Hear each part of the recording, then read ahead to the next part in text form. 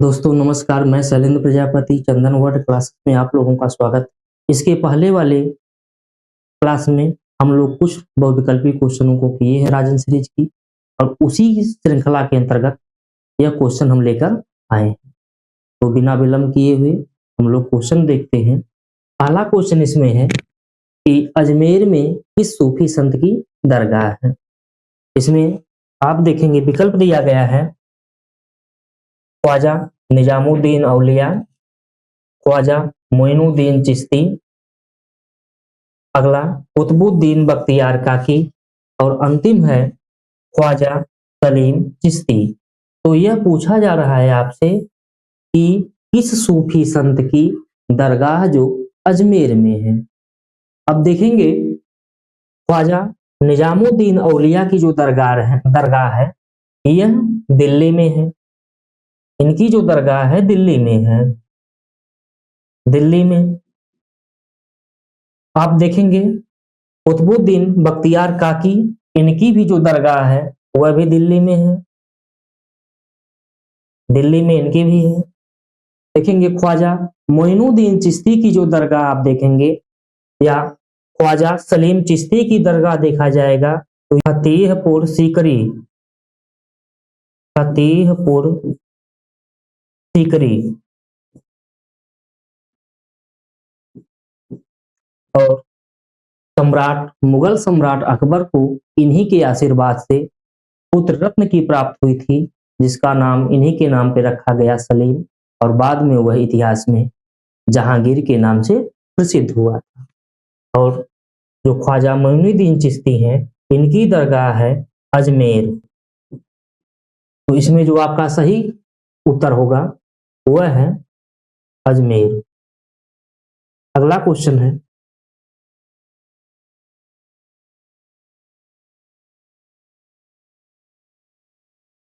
दिलवाला, यहाँ पे पूछा जा रहा है दिलवाला का जैन मंदिर कहाँ स्थित है। पहला है मध्य प्रदेश, दूसरा है विकल्प राजस्थान, तीसरा है उत्तर प्रदेश, चौथा है गुजरात। तो देखेंगे ये क्वेश्चन बहुत आसान है। ये दिलवाला का जो जैन मंदिर है यह आपके राजस्थान में स्थित है। अगला क्वेश्चन हम लोग देखते हैं। अगला क्वेश्चन है पल्लवों की प्रसिद्ध रथ मंदिर किस स्थान पर निर्मित है।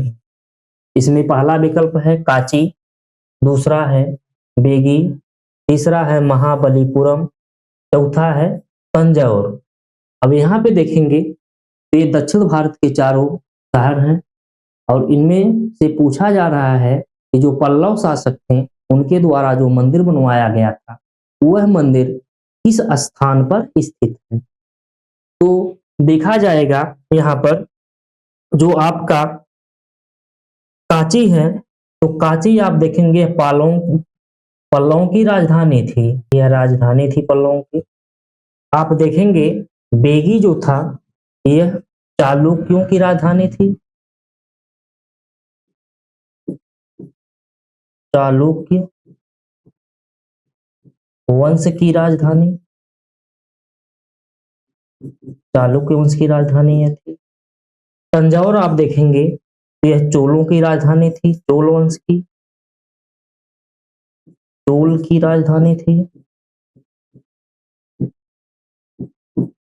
चोल की राजधानी थी। यहाँ पे आप देखेंगे तो ये जो महाबलीपुरम था यह जो था यह उत्तर सही होगा, यहीं पे रथ मंदिर पाया जाता है। तो आप देखेंगे काची राजधानी कहाँ की है, तो यह पल्लवों की राजधानी है। बेगी चालुक्यों की राजधानी है। इसे देखा जाएगा तो चालुक्य वंश 3 बार जो आया था, प्रथम था चालुक्य कल्याणी, चालुक्य वादामी और चालुक्य बेगी था। तो इस प्रकार से देखा जाए तो रथ मंदिर जो पाया जाता है वह महाबलीपुरम में पाया जाता है। अब अगला क्वेश्चन देखेंगे हम लोग। गीत गोविंद की रचनाकार का नाम पूछा जा रहा है यहाँ पे। तो आपको पता होगा कि इसमें ऑप्शन में दिया है जयदेव, अमीर खुसरो, जायसी, इनमें से कोई नहीं। और यहाँ पे रचनाकार का नाम पूछा जा रहा है कि गीत गोविंद जो रचनाकार है, यह रचना किन कवि की है या किनके द्वारा इसका प्रणयन किया गया है। अब जैसे देखेंगे जायसी, तो जायसी के द्वारा लिखा गया है पद्मावत, और पद्मावत जायसी के द्वारा पद्मावत लिखा गया है। इसी प्रकार अमीर खुसरो देखेंगे तो ये सल्तनत काल में थे, सल्तनत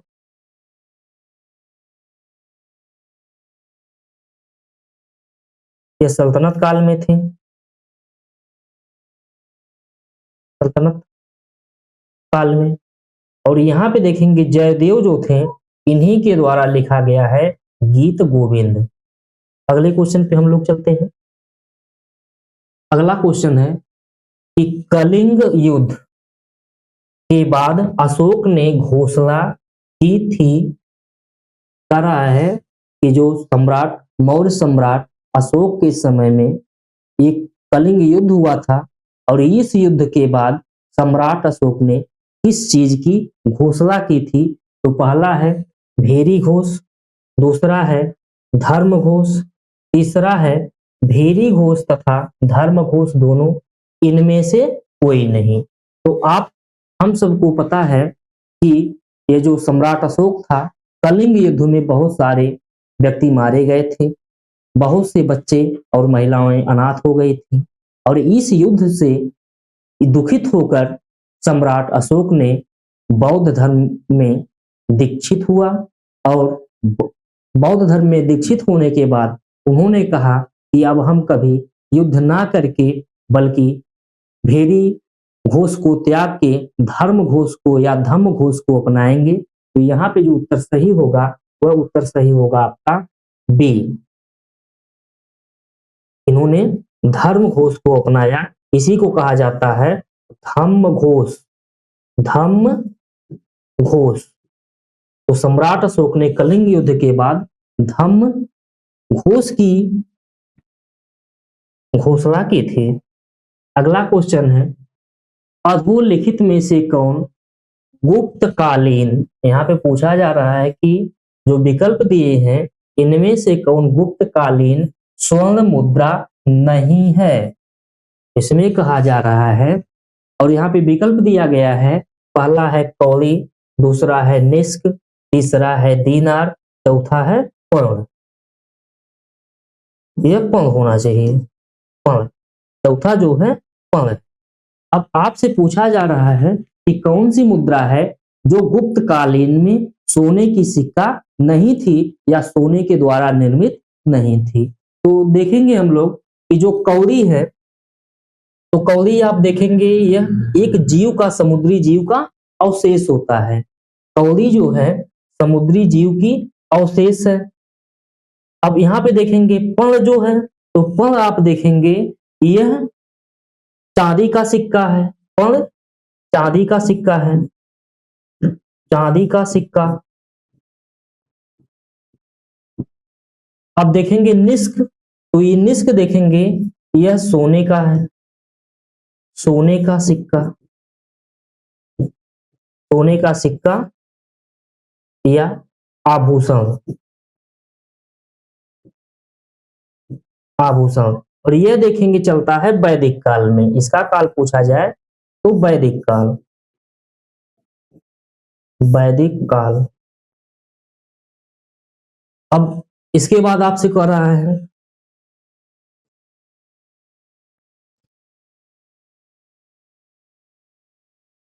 दिनार, तो दिनार आप देखेंगे यह भी सोने का सिक्का था, सोने का सिक्का। अब क्वेश्चन में कह रहा है कि गुप्तकालीन स्वर्ण मुद्रा नहीं है। आप ध्यान दीजिएगा, यहाँ पे पूछा गया है। अब देखिए जो दिनार है, दिनार कब चल रही है, यह चल रही है मौर्य काल, यह चल रही है गुप्त काल में, सॉरी यह गुप्त काल में। अब आपसे पूछा जा रहा है कि कौन सी मुद्रा जो गुप्त काल में स्वर्ण मुद्रा नहीं है। तो आप देख रहे हैं कौड़ी जो है यह एक प्रकार का जीव का अवशेष है, जो समुद्री जीव होते हैं उसी का अवशेष है, तो कौड़ीय नहीं होगी। निष्क आप देखेंगे या आप देखेंगे यहाँ पे कि दीनार, तो दीनार यहाँ पे स्वर्ण मुद्रा तो है लेकिन गुप्त काल की नहीं होनी चाहिए, तो दीनार आप देखेंगे, दीनार जो है यह गुप्त काल की स्वर्ण मुद्रा है, इसलिए यह भी नहीं होगा। स्वर्ण आप देखेंगे तो यह मौर्य काल में चलता था, यह चांदी का सिक्का है, यह भी नहीं होगा। तो आप देखेंगे यहाँ पे दो विकल्प भी आपको मिल रहा है सोने की मुद्रा, एक मिल रही है निष्क, दूसरा मिल रही है दीनार, और दीनार जो है गुप्त काल में है। तो गुप्त काल के अलावा पूछा जा रहा है कि गुप्त कालीन स्वर्ण मुद्रा नहीं है, उत्तर आपका होगा निष्क। यहाँ पे आप लोग ध्यान दीजिएगा, जो आपका सही उत्तर होगा वह होगा निष्क, क्योंकि विकल्प में स्पष्ट पूछा जा रहा है कि स्वर्ण मुद्रा गुप्त काल की नहीं है। आप देखेंगे दिनार तो गुप्त काल की थी, कौड़ी जो है यह जीवों का अवशेष होता है, पहले गुप्त काल में चलती थी। और आप देखेंगे चांदी का सिक्का है जो चलता है मौर्य काल में। तो यहाँ पे गुप्त कालीन सिक्का जो है दिनार है, और गुप्त कालीन सिक्का के अलावा दूसरा जो सिक्का है वह सिक्का आपका निष्क है, और निष्क जो है यह सोने का सिक्का वैदिक काल में चलता था। तो सही यहाँ पे उत्तर आपका यह सी होगा, और विकल्प यह है आपका निष्क का। अगला क्वेश्चन हम लोग देखेंगे, अगला क्वेश्चन देखेंगे आप लोग कि 66.5 अंश से ध्रुवों के मध्य पाया जाने वाला ताप कटिबंध है। कह रहा कि 66.5 से और ध्रुवों के बीच, ध्रुवों के मध्य पाए जाने वाला कटिबंध कौन सा है, और विकल्प में दिया है शीतोष्ण कटिबंध, शीत कटिबंध, उष्ण कटिबंध, इनमें से कोई नहीं। तो आप देखेंगे संपूर्ण पृथ्वी पर 3 ठो कटिबंध पाया जाता है।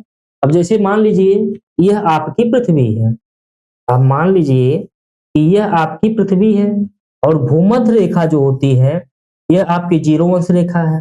0 अंश रेखा से लेकर आप देखेंगे 23.5 अंश रेखा तक, 23.5 अंश रेखा तक उत्तरी गोलार्ध में, और इसी प्रकार आप देखेंगे दक्षिणी गोलार्ध में 0 अंश से 23.5 अंश दक्षिणी गोलार्ध में,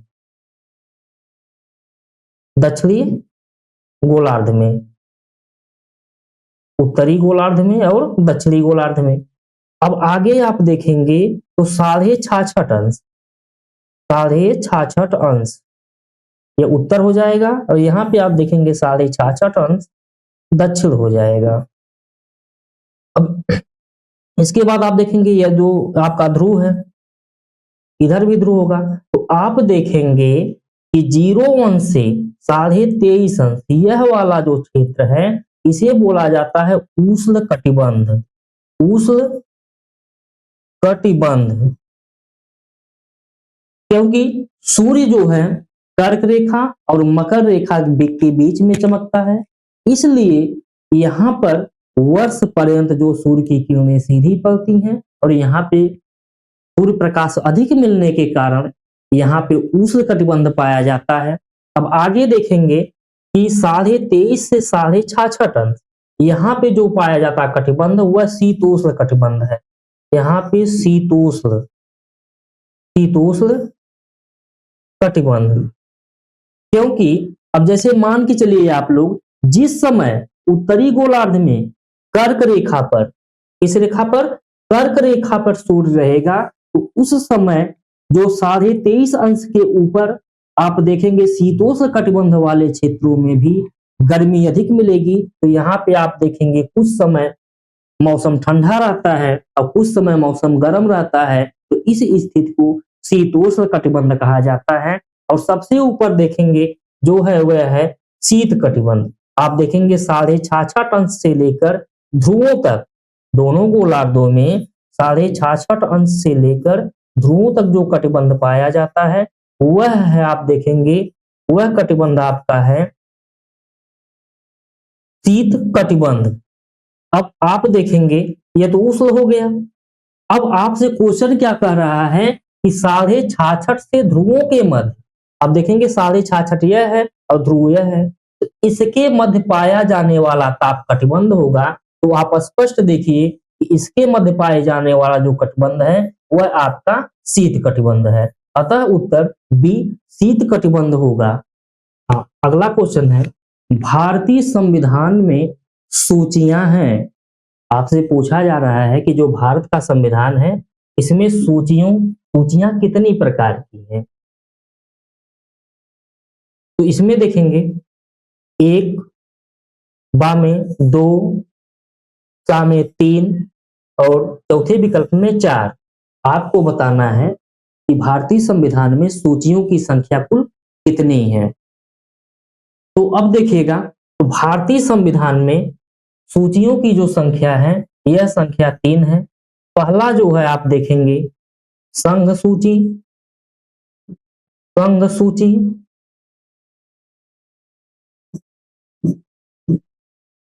दूसरा जो है राज्य सूची, राज्य सूची, और तीसरा जो है वह है समवर्ती सूची, समवर्ती सूची। तो इस प्रकार देखा जाए तो भारतीय संविधान में सूची की संख्या 3 है, संघ सूची, राज्य सूची और समवर्ती सूची।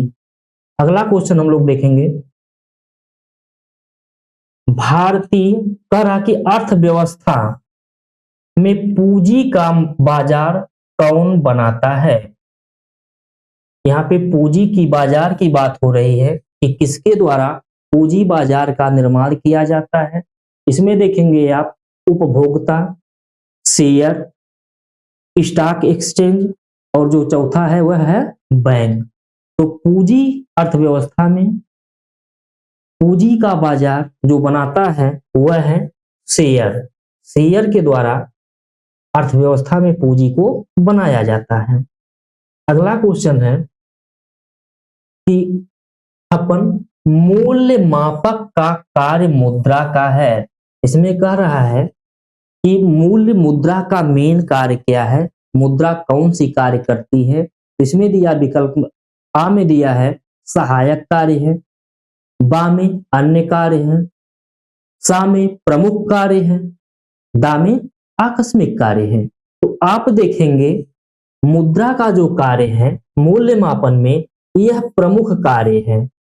आप बाजार में मार्केट में कोई भी वस्तु लेने जाते हैं तो उसका जो मूल्य होता है, उसका जो वैल्यू होता है वह मुद्रा में ही मापा जाता है। जो मुद्रा उस समय वैध होती है या जो विधि ग्राह्य होती है। बिना मुद्रा के आप जो है किसी वस्तु का मूल्य निर्धारित नहीं कर सकते हैं आधिकारिक तौर पर। तो मुद्रा का प्रमुख कार्य है मूल्य का मापन करना, मूल्य को निश्चित करना। अगला क्वेश्चन है, संविधान सभा की प्रारूप समिति के अध्यक्ष पूछा जा रहा है। तो आप देखेंगे इसमें 4 विकल्प दिया है, डॉक्टर राजेंद्र प्रसाद, डॉक्टर भीमराव अंबेडकर, सरदार वल्लभ भाई पटेल, जवाहरलाल नेहरू। तो आप देखेंगे प्रारूप समिति के जो अध्यक्ष हैं वो डॉक्टर भीमराव अंबेडकर हैं। अगला क्वेश्चन आपसे पूछा जा रहा है, तराइन का प्रथम युद्ध कब और कहां हुआ। यह जो है यहाँ पे आप देखेंगे तराइन के युद्ध के बारे में बात कर रहा है और कह रहा है विकल्प में कि महमूद गजनवी और पृथ्वीराज चौहान के मध्य हुआ। बा में कह रहा है मोहम्मद बिन कासिम और पृथ्वीराज चौहान के मध्य हुआ। सा में कह रहा है कि मोहम्मद गोरी और पृथ्वीराज चौहान के मध्य इनमें से कोई नहीं। हम सबको पता है कि तराइन का प्रथम युद्ध जो हुआ था वह हुआ था मोहम्मद गजनवी और पृथ्वीराज चौहान के मध्य। मोहम्मद बिन कासिम, तो यह देखेंगे मोहम्मद बिन जो कासिम था यह आप देखेंगे तुगलक वंश में था, यहां भी नहीं हुआ था। आप देखेंगे मोहम्मद गोरी और पृथ्वीराज चौहान के मध्य। तो यह युद्ध जो हुआ था, यह हुआ था पृथ्वीराज चौहान और मोहम्मद गोरी के बीच। आप देखेंगे तराइन का जो मैदान है, तराइन के मैदान में पूरा 3 युद्ध हो चुका है। तराइन के मैदान में आप देखेंगे 3 युद्ध हुआ है। तराइन, तराइन का युद्ध। अब देखेंगे जो प्रथम युद्ध हुआ था तराइन का, पहला जो युद्ध हुआ था, आप देखेंगे पहला युद्ध हुआ था मोहम्मद गौरी, और देखेंगे जो दूसरा पक्ष था वह था पृथ्वीराज चौहान, पृथ्वीराज चौहान। देखेंगे दूसरा जो युद्ध हुआ था, यह हुआ था, आप देखेंगे यह 91 में हुआ था। यह जो युद्ध हुआ था पृथ्वीराज चौहान और मोहम्मद गोरी के बीच, यह 91 में हुआ था। और इसमें आप देखेंगे तो पृथ्वीराज चौहान की विजय हुई थी और मोहम्मद गोरी की हार हो गई थी। यहाँ पे मोहम्मद गोरी जो है पराजित हुआ था और पृथ्वीराज चौहान की विजय हुई थी पहले युद्ध में। 1 साल बाद तुरंत जो अगला युद्ध होता है वह 1192 में होता है, और यह भी इसमें देखेंगे आप लोग पृथ्वीराज चौहान जो थे, पृथ्वीराज चौहान की पराजय हुई, चौहान की पराजय हुई और विजय हुई थी, आप देखेंगे गौरी की। और इसी विजय के बाद आप देखेंगे यह जो मोहम्मद गोरी था दिल्ली पर और अजमेर पर कब्जा कर लेता है। तीसरा देखेंगे तराइन का युद्ध जो होता है, तीसरा तराइन का युद्ध वह होता है इल्तुतमिश। तीसरा तराइन का युद्ध होता है इल्तुतमिश, और इसका जो प्रतिद्वंदी था यलदौज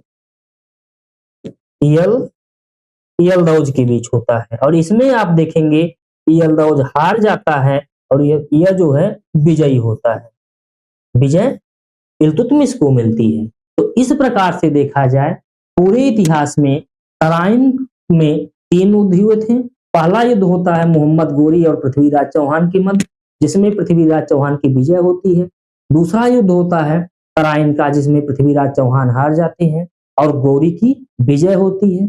तीसरा युद्ध आप देखेंगे जो होता है इल्तुतमिश और यलदौज के बीच होता है। इसमें आप देखेंगे यलदौज जो है पराजित होता है और इल्तुतमिश की विजय होती है। तो हमें यह विश्वास है कि यह क्वेश्चन पूरी तरह से क्लियर हो गया होगा। अगला क्वेश्चन हम लोग देखेंगे, संगमरमर क्या है? आप देखेंगे पूछा जा रहा है कि संगमरमर क्या है, तो देखेंगे रूपांतरित शैल, आग्नेय शैल, परतदार शैल और मिट्टी। तो देखेंगे संगमरमर जो है यह रूपांतरित शैल है। संगमरमर बनता है आप देखेंगे चूना पत्थर से, चूना पत्थर। जब चूने पत्थर का रूपांतरण होता है तो जो सॉइल हमारे सामने आता है वह होता है संगमरमर। अगला क्वेश्चन, समुद्र तल से ऊपर उठे हुए विशालतम भूभाग को कहते हैं स्थल मंडल, जल मंडल, महासागर, महाद्वीप। तो आप देखेंगे समुद्र तल से ऊपर उठे भाग को आप देखेंगे तो बोला जाता है समुद्र तल से ऊपर उठे विशाल भूभाग को, मतलब भूभाग हो छोटा ना हो, बहुत बड़ा भूभाग जो होता है तो उसे बोला जाता है महाद्वीप। अगर वह भूभाग छोटा होगा तब उसे द्वीप के नाम से जाना जाएगा। अगला क्वेश्चन, सबसे बड़ा महासागर कौन है? आप देखेंगे हिंद महासागर, लाल सागर, प्रशांत महासागर और काला सागर। और पूछ रहा है कि सबसे बड़ा महासागर, विकल्प दिया है और आपसे कह रहा कि सबसे बड़ा महासागर इस पृथ्वी पर कौन सा है। तो आप देखेंगे ये इसमें देखेंगे यह सागर है, यह सागर है, तो सागर तो होगा नहीं, ये दोनों कट जाएंगे क्योंकि महासागर की बात हो रही है। और देखेंगे सबसे बड़ा जो महासागर यह आपका प्रशांत महासागर है, हिंद महासागर नहीं होगा। सबसे बड़ी महासागर जो है वह आप प्रशांत है इस क्वेश्चन को आप लोग ध्यान दीजिएगा कि यहाँ पे हिंद महासागर नहीं होगा।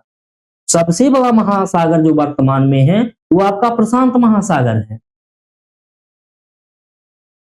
अगला क्वेश्चन देखेंगे, पृथ्वीराज रासो के अनुसार राजपूतों की उत्पत्ति हुई है। 4 विकल्प दिया है और कह रहा है कि प्राचीन क्षत्रियों से, विदेशियों से, ब्राह्मणों से, अग्निकुंड से। तो देखेंगे ये कहा जाता है कि गुप्त काल जब धीरे धीरे समाप्त हो जाता है तो उस समय हूणों का शकों का इन सब का आक्रमण होता है। तो कहा जाता है पृथ्वी पर बहुत ज्यादा अत्याचार बढ़ गया था और उस अत्याचार से जनता जो थी त्राहिमाम कर रही थी, उससे छुटकारा पाने के लिए आप देखेंगे जो राजस्थान प्रांत है वहां पे अरावली पर्वत की शिखा पर गुरु वशिष्ठ के द्वारा एक अग्निकुंड बनाई गई और उस अग्निकुंड से पृथ्वीराज रासो के द्वारा आख्यान मिलता है कि उस अग्निकुंड से जिनकी उत्पत्ति हुई उन्हें क्षत्रिय माना गया। तो यहाँ पे विकल्प जो होगा पृथ्वीराज रासो के अनुसार राजपूत की उत्पत्ति तो होगा अग्निकुंड सिद्धांत। तो ध्यान रखिएगा यहाँ पे पूछा जा रहा है कि क्षत्रियों की उत्पत्ति कैसे हुई, तो क्षत्रियों की उत्पत्ति जो हुई वह अग्निकुंड से हुई है। पृथ्वीराज के रासों में मिलता है अग्निकुंड, ये ध्यान दीजिएगा। अगला क्वेश्चन देखिएगा आप लोग कि सूफी संत निजामुद्दीन औलिया की दरगाह कहाँ स्थित है। अब आप देखेंगे क्वेश्चन में कह रहा है कि सूफी संत वही सूफी संत आप देखेंगे जिनसे गयासुद्दीन तुगलक से ज्यादा पटती नहीं थी। उन्हीं तुगलक के उन्हीं जो है औलिया के बारे में यहाँ पे पूछा जा रहा है कि इनकी दरगाह कहाँ स्थित है।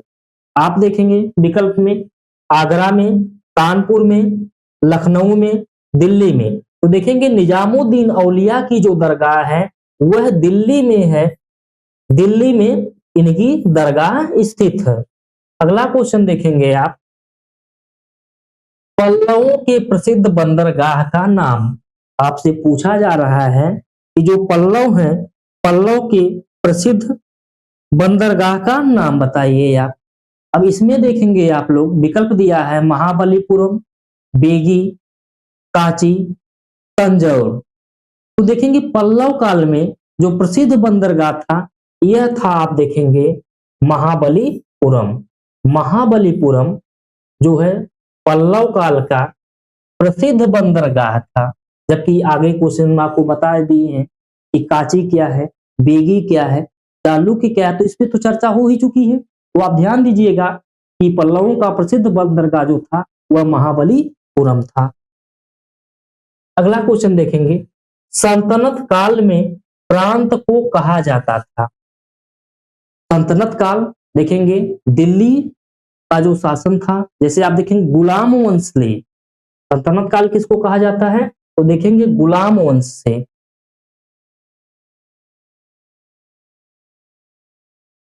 देखेंगे दास वंश, गुलाम या दास वंश, दास वंश से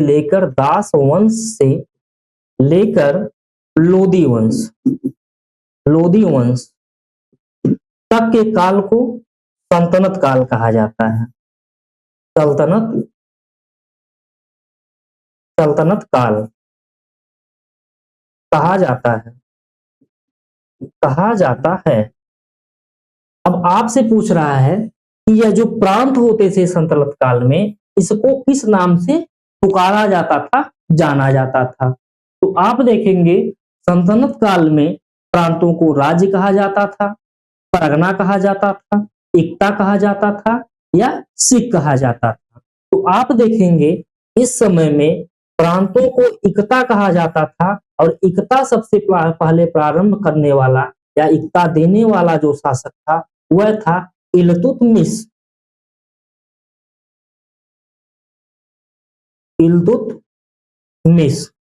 तो आप देखेंगे भारत के सुल्तानों में सबसे पहले इक्ता जो प्रदान की गई है वह इक्ता प्रदान की गई है इल्तुतमिश के द्वारा। अगला क्वेश्चन देखेंगे, भूकंप मापने की इकाई है। मापक, समताप, मिलीबार और रिएक्टर। तो ये क्वेश्चन आसान है। भूकंप जो है रिएक्टर इकाई पर मापा जाता है। अगला क्वेश्चन देखेंगे, भारतीय संविधान में नीति निर्देशक तत्व को किस देश के संविधान से लिया गया है? तो यहाँ पे आप देखेंगे फ्रांस से, ब्रिटेन से, रूस से और आयरलैंड से। तो आप देखेंगे जो नीति निर्देशक तत्व लिया गया है यह आयरलैंड से भारतीय संविधान में लिया गया है, ग्रहण किया गया है। अगला क्वेश्चन देखेंगे, निजी और सार्वजनिक दोनों क्षेत्रों का सह अस्तित्व पाया जाता है साम्यवादी अर्थव्यवस्था में, मिश्रित अर्थव्यवस्था में, समाजवादी अर्थव्यवस्था में, पूंजीवादी अर्थव्यवस्था में। यहाँ पे पूछा जा रहा है कि कौन सी ऐसी अर्थव्यवस्था है जिसमें निजी क्षेत्रों का भी योगदान है और सार्वजनिक क्षेत्रों का योगदान है, दोनों आपस में मिलकर काम कर रहे हैं, तो उसको किस नाम से जाना जाएगा? आप जैसे देखेंगे रोडवेज में बसें देखेंगे, परिवहन में, या बस देखेंगे आप लोग, बस जो है परिवहन के साधनों में, या रोडवेज में बस। आप लोग देखते होंगे कितने बस जो है अनुबंधित करके चलाई जा रही हैं। वह सरकारी बस नहीं है, लेकिन सरकार के द्वारा एक एग्रीमेंट करके जो प्राइवेट व्यक्ति हैं वह भी बसों का सरकारी के साथ सेवा दे रहे हैं। तो इस प्रकार जहां पे सरकारी हो और निजी दोनों मिलकर कार्य करती हैं अर्थव्यवस्थाएं, उस अर्थव्यवस्था को मिश्रित अर्थव्यवस्था के नाम से जाना जाता है। अगला क्वेश्चन देखेंगे आप लोग कि सम्राट अशोक के पिता थे। आप देखेंगे जो मौर्य वंश का शासक था, पूछा जा रहा है कि अशोक के पिता कौन थे। तो आप देखेंगे मौर्य वंश में पहला शासक था चंद्रगुप्त मौर्य था, यह संस्थापक था मौर्य। देखेंगे इसका पुत्र जो हुआ, इसका पुत्र था बिंदुसार, और बिंदुसार का पुत्र हुआ अशोक। अब आपसे पूछा जा रहा है कि सम्राट अशोक के पिता का नाम क्या था। अब आप लोग खुद ही बता सकते हैं इसमें सही कौन सा होगा। अब देखिए और आप लोग बताइए। तो यहां पे आप लोग देखेंगे बिंदुसार हो जाएगा। यह बिंबिसार ये हरियंक वंश का था। बिंबिसार जो था यह हरियंक वंश का था, हरियंक वंश। आप देखेंगे यह मौर्य वंश का संस्थापक, यह देखेंगे यह मंत्री था, यह देखेंगे चंद्रगुप्त मौर्य का मंत्री कौटिल्य था, और इसी के द्वारा आप देखेंगे अर्थशास्त्र की रचना की गई थी। अर्थशास्त्र की रचना इन्हीं के द्वारा की गई थी। अगला क्वेश्चन हम लोग देखेंगे, बाघ की गुफाएं स्थित हैं। कह रहा है बाघ की गुफा है, और यह देखेंगे जो बाघ की गुफाएं हैं यह बौद्ध धर्म से संबंधित है, यह बौद्ध धर्म से संबंधित है, बौद्ध धर्म से संबंधित है। आपसे पूछा जा रहा है कि यह कहां पे स्थित है। महाराष्ट्र में स्थित है, उत्तर प्रदेश में स्थित है, मध्य प्रदेश में स्थित है, छत्तीसगढ़ में स्थित है। तो बाघ की गुफा जो है यह मध्य प्रदेश में स्थित है। अगला क्वेश्चन देखेंगे आप लोग कि मुद्रा राक्षस नाटक के लेखक कौन है। देखेंगे एक, अब यहाँ पे विकल्प दिया गया है, शूद्रक, कालिदास, भारवि और विशाखदत्त।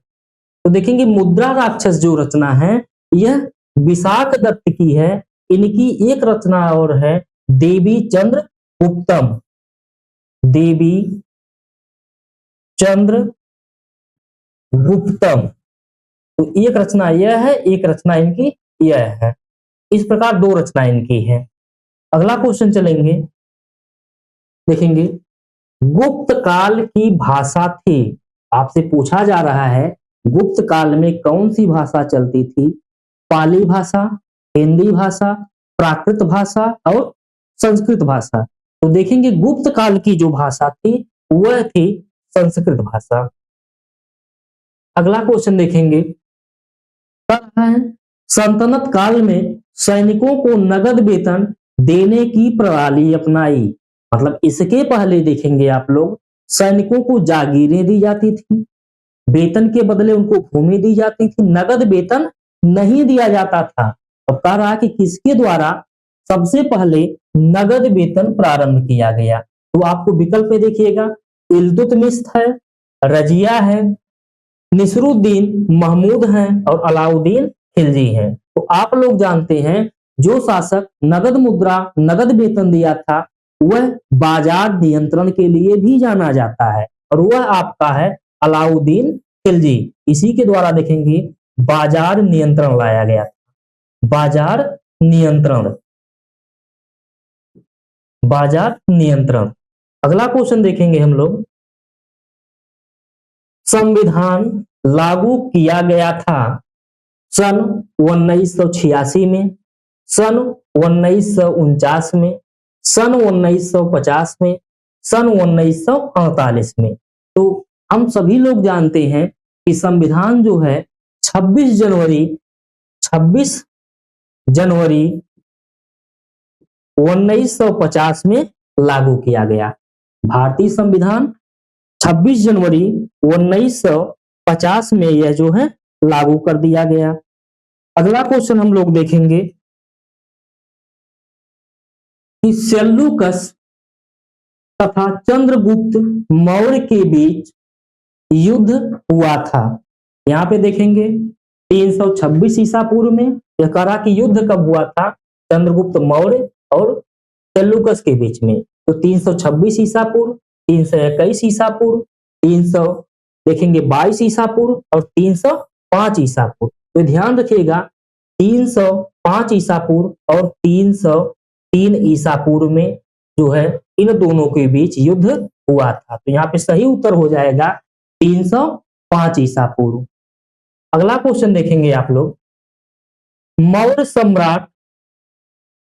मौर्य साम्राज्य का अंतिम सम्राट, कहा कि मौर्य साम्राज्य का अंतिम सम्राट कौन था।